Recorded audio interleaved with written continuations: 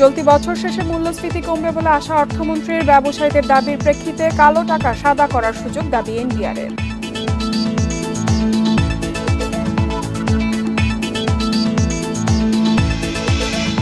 অর্থনৈতিক সংকট কাটাতে ব্যর্থ হবে বাজেট মূল্যায়ন সিপিডির। মূল্যস্ফীতি নিয়ন্ত্রণের লক্ষ্য উচ্চাভিলাষী।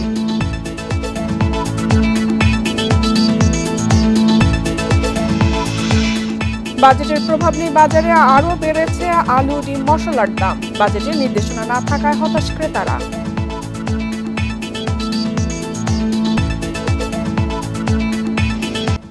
শুরুতেই বাজেটের খবর। সবাইকে আমন্ত্রণ জানাচ্ছি অর্থনীতি স্বাধীনে, আপনাদের সাথে আছি ফাতারা। এবার জানাবো বিস্তারিত।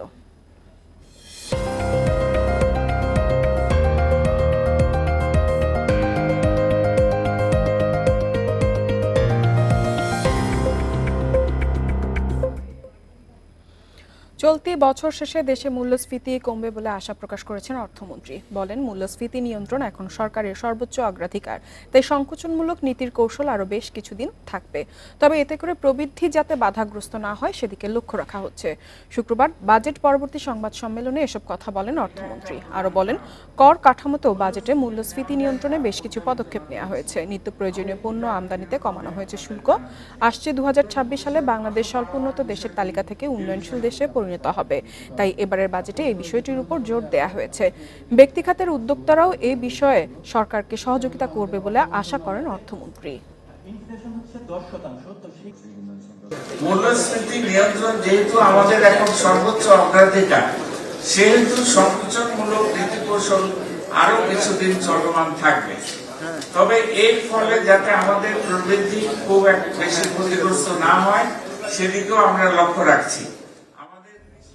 ব্যবসায়ী ও সাধারণ মানুষের দাবির প্রেক্ষিতে কালো টাকা সাদা করার সুযোগ দেওয়া হয়েছে। শুক্রবার বাজেট পরবর্তী সংবাদ সম্মেলনে এসব কথা বলেন জাতীয় রাজস্ব বোর্ড এনবিআর চেয়ারম্যান। তিনি আরও জানান, দেশে অবৈধ আয়ের বেশিরভাগই পাচার হয়, ব্যয় হয় ভোগবিলাসে। শেয়ার বাজার নিয়ে তিনি বলেন, শুধু কর ছাড় দিয়ে পুঁজিবাজার চাঙ্গা করা যাবে না, অন্য কিছু কাজ করছে কিনা দেখতে হবে। কর ছাড়ের যে জায়গাটি, সেই জায়গাটি আমরা আস্তে আস্তে একটু কমিয়ে আনার প্রচেষ্টার মধ্যে আছি এবং আসতে হবে। উন্নত দেশ করতে চাই, পদ্মা সেতুর কথাই বললেন, পদ্মা সেতু করতে চাই, তাহলে আমাকে রেভিনিউ জেনারেট করতে হবে। সেই জন্য আমাদের একটা প্রক্রিয়া, বিভিন্ন জায়গায় কর ছাড়ের জায়গাটাকে একটু কমিয়ে আনা। চলমান অর্থনৈতিক সংকট মোকাবেলায় 2024-25 অর্থ বছরে বাজেট ব্যর্থ হবে বলে মন্তব্য করেছে বেসরকারি গবেষণা সংস্থা সিপিডি। শুক্রবার বঙ্গবন্ধু আন্তর্জাতিক সম্মেলন কেন্দ্রে বাজেট পরবর্তী সংবাদ সম্মেলনে এই মন্তব্য করেন সংস্থাটি। কালো টাকা সাদা করার সুযোগ দিয়ে সৎ করদাতাদের তিরস্কৃত করা হচ্ছে বলেও জানায় সিপিডি। মূল্যস্ফীতি নিয়ন্ত্রণ, সামষ্টিক অর্থনীতিতে স্থিতিশীলতা ফেরানো এবং রাজস্ব আয় বাড়ানোর চ্যালেঞ্জ নিয়ে বৃহস্পতিবার ঘোষিত হয়েছে আগামী অর্থবছরের বাজেট। শুক্রবার বাজেট পরবর্তী সংবাদ সম্মেলনে সিপিডি জানায়, একদিকে চলছে উচ্চ মূল্যস্ফীতি, সেই সঙ্গে রিজার্ভ সংকট। এমন পরিস্থিতিতে অর্থনৈতিক স্থিতিশীলতা ফিরিয়ে আনা গুরুত্বপূর্ণ, কিন্তু এসব সংকট সমাধানে বাজেটে বিশেষ কোনো উদ্যোগ নেই। একটা হলো মূল্যস্ফীতি আর একটা হলো মূল্যস্তর। মূল্যস্তর কিন্তু অনেক উপরে উঠে গেছে, সুতরাং সেদিক থেকে অবশ্যই সাধারণ মানুষ একটা বড় ধরনের চাপের মধ্যে আছে। জনগণের জীবনে স্বস্তি ফিরিয়ে আনার প্রচেষ্টা করা, সেটা বাজেটারি অ্যালোকেশন অর্থাৎ বাজেটে সামাজিক নিরাপত্তা খাতে বরাদ্দ, এটার মাধ্যমে। বাজেট প্রতিক্রিয়ায় বক্তারা বলেন, কর ধাপ এবং করের হারের পরিবর্তন ইতিবাচক, কিন্তু কালো টাকার উপর 15% কর দিয়ে সাদা করার সুযোগ দেওয়া অনৈতিক বলে মন্তব্য করেন সিপিডির গবেষকরা। দুষ্ট চক্র বাংলাদেশে সৃষ্টি হয়েছে। এই দুষ্ট চক্রকে কি আমরা মাথায় হাত বুলিয়ে প্রতি বছর তাদেরকে কিছু সুবিধা দিয়ে এই টাকাটাকে আমরা অর্থনীতিতে নিয়ে আসব, এই রাস্তায় যাব, নাকি আমরা আওয়ামী লীগের ম্যানিফেস্টোর সেই যে দুর্বৃত্তায়নের বিরুদ্ধে যে জিহাদ, সেটার দিকে যাব? সরকারের হাতে এমন কোনো ইনস্ট্রুমেন্ট এই মুহূর্তে চালু নেই যেটা দিয়ে তিনি আসলে কালো টাকা ধরতে পারেন। একটা ইন্টিগ্রেটেড ফাইন্যান্সিয়াল সিস্টেম না চালু হলে এই ধরনের এই যে উদ্বুদ্ধ করা, প্রেরণা দেওয়া, কম কর আরোপ করা, এগুলো দিয়ে আসলে খুব বেশি লাভ হয় না। সিপিডি বলছে ২০২৪-২৫ অর্থবছরের প্রস্তাবিত বাজেটে মূল্যস্ফীতি, জিডিপি প্রবৃদ্ধি ও বিনিয়োগের যেসব লক্ষ্যমাত্রা ধরা হয়েছে তা অতি উচ্চাভিলাষী ও বাস্তবসম্মত নয়। তৌহিদ রানা, ইন্ডিপেন্ডেন্ট নিউজ, ঢাকা। এদিকে প্রস্তাবিত বাজেট নিয়ে মিশ্র প্রতিক্রিয়া জানিয়েছে অর্থনীতিবিদ ও ব্যবসায়ীরা। ঘাটতি কমাতে যাচাই বাছাই করে প্রকল্প হাতে নেওয়ার তাগিদ দিয়ে ক্ষুদ্র ব্যবসায়ীদের বিশেষ সুবিধা দেওয়ার দাবি তাদের। মহান জাতীয় সংসদে ২০২৪-২৫ স্মার্ট বাংলাদেশের অঙ্গীকার নিয়ে ৫৩তম বাজেট পেশ করেছেন অর্থমন্ত্রী আবুল হাসান মাহমুদ আলী। বৃহস্পতিবার সংসদে উত্থাপন করা ৭,৯৭,০০০ কোটি টাকার বাজেট নিয়ে মিশ্র প্রতিক্রিয়া জানান দেশের অর্থনীতিবিদ ও ব্যবসায়ীরা। এদেশের মানুষকে উন্নয়নের শীর্ষবিন্দুতে নতুন বাজেটে ব্যয়ের দিক থেকে সরকারকে আরও সাশ্রয়ী হওয়ার তাগিদ দিলেন বাংলাদেশ ব্যাংকের সাবেক গভর্নর সালেহ উদ্দিন আহমেদ। ঘাটতি কমাতে যাচাই বাছাই করে বার্ষিক উন্নয়ন কর্মসূচির প্রকল্পে হাত দেওয়ার পরামর্শ তার। ব্যয়ের দিকটা সরকারকে সাশ্রয়ী হতে হবে। এই যে ১২৯৮টা প্রজেক্ট এডিপি দিয়েছে, এগুলো কিন্তু অর্থহীন, বেশিরভাগ প্রজেক্ট, এগুলো কমিয়ে নিতে হবে। কমালে কিন্তু ডেফিসিটটা কমে যাবে। সিপিডির সম্মানীয় ফেলো ডক্টর দেবপ্রিয় ভট্টাচার্য জানান, মূল্যস্ফীতি নিয়ন্ত্রণের রূপরেখা নেই প্রস্তাবিত বাজেটে। মাথাপিছু কিন্তু ভাতা আমরা বাড়াতে পারিনি। আর যে সুরক্ষার কথা বলা হয়, আপনারা তো জানেন যে ওখানে শুভঙ্করের ফাঁকি আছে, ওখানে পেনশন ফান্ডকেও আমরা অনেক সময় সুরক্ষা হিসেবে দেখাই। সেহেতু আমি খুব আশ্বস্ত হতে পারছি না যে একটা সুনির্দিষ্ট সুগ্রথিত মূল্যস্ফীতি নিয়ন্ত্রণের একটি পদক্ষেপ আমরা এসেছি। বাজেটের ঘাটতি মেটাতে বিদেশি উৎসে নির্ভরের পরামর্শ ব্যবসায়ীদের শীর্ষ সংগঠন এফবিসিসিআই এর। তারা বলছেন, দেশীয় উৎস থেকে ঋণ নিলে ব্যবসা বিনিয়োগ সংকটে পড়তে পারে।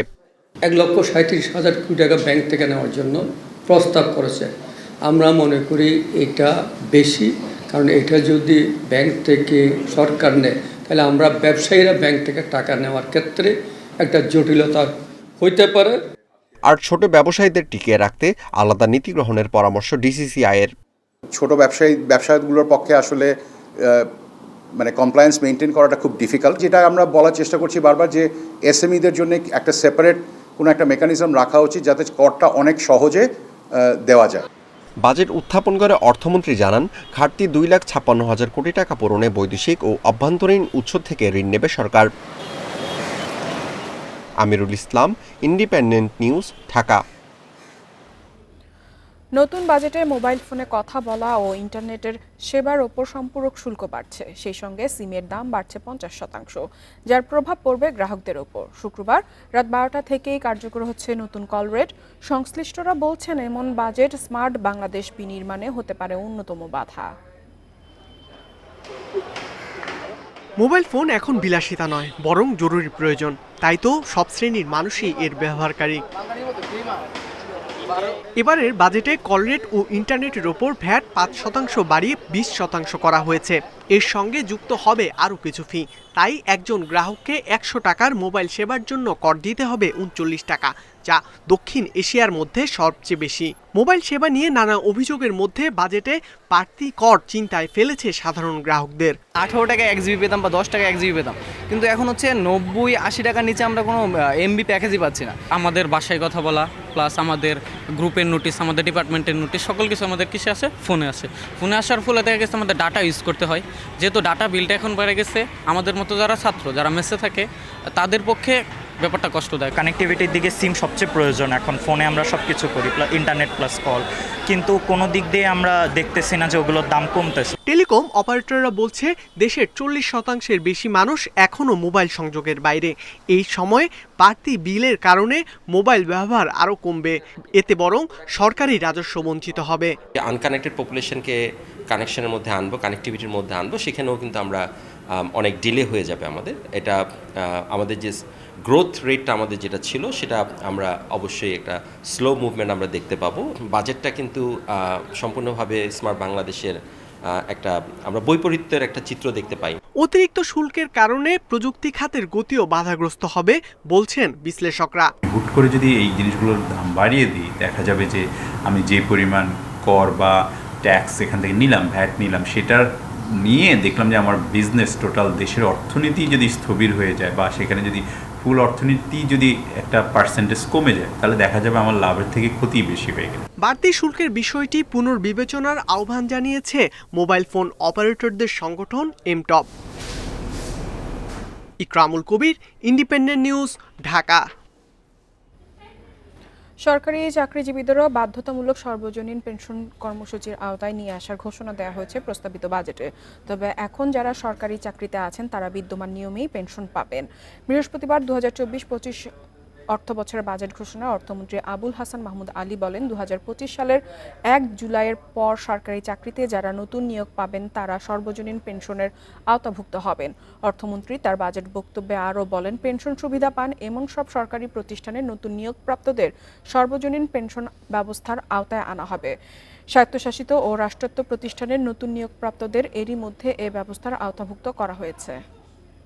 2024-25 অর্থ বছরের সামাজিক সুরক্ষা কর্মসূচির আওতায় সুখবর দিয়েছে নতুন বাজেট। এই খাতের জন্য প্রায় 10,000 কোটি টাকা বাড়ানোর প্রস্তাব করা হয়েছে। বৃহস্পতিবার অর্থমন্ত্রী আবুল হাসান মাহমুদ আলী জাতীয় সংসদে নতুন বাজেটে তুলে ধরে জানান, এই ভাতার আওতায় আসবেন আরও 2 লাখ বয়স্ক নারী পুরুষ। এছাড়া বিধবা, দুস্থ এবং প্রতিবন্ধী উপকারভোগীর সংখ্যাও বাড়ানো হয়েছে। উচ্চ মূল্যস্ফীতিকে গুরুত্ব দিয়ে নিম্ন আয়ের মানুষকে স্বস্তি দিতে নতুন বাজেটে সামাজিক নিরাপত্তা কর্মসূচির আওতায় উপকারভোগীর সংখ্যা বাড়ানোর ঘোষণা দিয়েছেন অর্থমন্ত্রী আবুল হাসান মাহমুদ আলী। 2024-25 অর্থ বছরের এ খাতে বরাদ্দ প্রায় 10,000 কোটি টাকা বাড়িয়ে মোট 1,36,026 কোটি টাকা প্রস্তাব করা হয়েছে, যা মোট বাজেটের 5.4%। যে কর্ম পরিকল্পনা করেছিলেন, বয়স্ক ভাতার পরিমাণ না বাড়লেও উপকারভোগীর সংখ্যা 2 লাখ বাড়িয়ে মোট 60,01,000 করা হয়েছে। এ খাতে বরাদ্দ 8,351 কোটি টাকা। এছাড়া আরও 2 লাখ দুস্থ ও বিধবাকে ভাতার আওতায় আনা হচ্ছে। এতে এই সংখ্যা বেড়ে দাঁড়াচ্ছে 27,75,000। মূল্যস্ফীতির চাপ হতে নিম্ন আয়ের মানুষের সুরক্ষা প্রদান কার্যক্রমের পরিধি বাড়ানো হবে। মূল্যস্ফীতি নিয়ন্ত্রণের পাশাপাশি দারিদ্র্য বিমোচন, কর্মসৃজন, সামাজিক নিরাপত্তা কর্মসূচি, শিক্ষা, স্বাস্থ্য, কৃষি ও জলবায়ু পরিবর্তনের অভিঘাত মোকাবেলা সহ সরকারের অগ্রাধিকার খাতসমূহে প্রয়োজনীয় অর্থ বরাদ্দ নিশ্চিত করেন। মা ও শিশু সহায়তা কার্যক্রমের আওতাও বাড়ানো হয়েছে। উপকারভোগীর সংখ্যা 15,04,800 থেকে বাড়িয়ে করা হয়েছে 16,55,280 জন। কমিউনিটি ক্লিনিক থেকে গ্রামীণ জনগণকে ভাতা দেয়া হবে 29 লাখ প্রতিবন্ধীকে। এতে ভাতা পাওয়া প্রতিবন্ধীর সংখ্যা বেড়ে দাঁড়াবে 32,34,000। এছাড়া প্রতিবন্ধী শিক্ষার্থীদের জন্য উচ্চ মাধ্যমিক স্তরে উপবৃত্তির হার 950 টাকা থেকে বাড়িয়ে 1,050 টাকা করা হয়েছে। 351 সামাজিক নিরাপত্তার আওতায় সর্বমোট 115টি সামাজিক সুরক্ষা কার্যক্রমের 34টি ক্যাশ ভিত্তিক। এর মধ্যে 19টির অর্থ ইলেকট্রনিক উপায়ে সরাসরি ব্যাংক ও মোবাইল হিসাবে পাঠানো হচ্ছে। অর্থ বছরের বাজেট সংসদে উপস্থাপিত হলো। তৌহিদ রানা, ইন্ডিপেন্ডেন্ট নিউজ, ঢাকা। চলতি বছরের প্রথম প্রান্তিকে ব্যাংক খাতে খেলাপি ঋণ বেড়েছে 36,667 কোটি টাকা। বাংলাদেশ ব্যাংকের তথ্য বলছে, মার্চ শেষে ব্যাংক খাতের খেলাপি ঋণ বেড়ে দাঁড়িয়েছে 1,82,000 কোটি টাকা, যা মোট ঋণের 11.01%। এটি দেশের ব্যাংকিং ইতিহাসে সর্বোচ্চ খেলাপি ঋণ। গত বছরের ডিসেম্বর শেষে ব্যাংক খাতে খেলাপি ঋণের পরিমাণ ছিল 1,45,633 কোটি টাকা।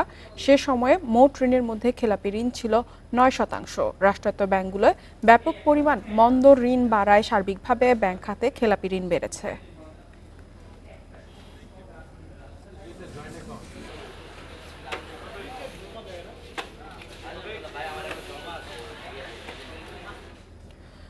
প্রস্তাবিত বাজেটের পরেও সুখবর নেই বাজারে। নিত্যপণ্যের দাম তো কমেইনি, বরং বেড়েছে। সপ্তাহের ব্যবধানে বেড়েছে আলু, ডিমের দাম। কোরবানি ঈদের আগেই চড়া গরম মশলা, পেঁয়াজ, রসুন, তেল, চিনির দামও।